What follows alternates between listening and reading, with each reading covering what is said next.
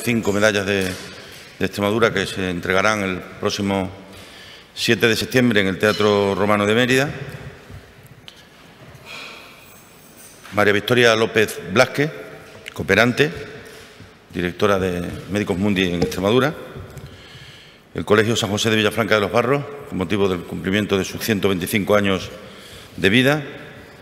El Orfeón de Cáceres, el Orfeón cacereño, que nació en el año 1964 y de entonces para acá ha tenido una trayectoria impecable en defensa de la música.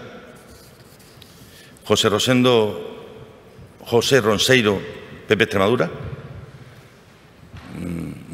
muy querido por mucha gente, especialmente querido por el mundo de la emigración, que él tanto ha cuidado a lo largo de su vida.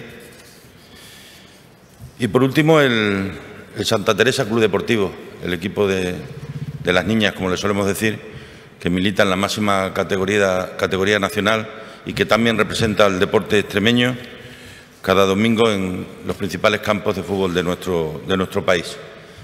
Creo que el Santa Teresa es un buen ejemplo del cambio que se ha producido en nuestra región. Es un magnífico ejemplo de lo que significa el esfuerzo cuando uno no se resigna a que las cosas fueran como eran, y desde luego para todas ellas, para Pablo, su presidente, y para toda la Junta Directiva, el reconocimiento que hoy hacemos aquí desde el Gobierno y en nombre de todos los extremeños.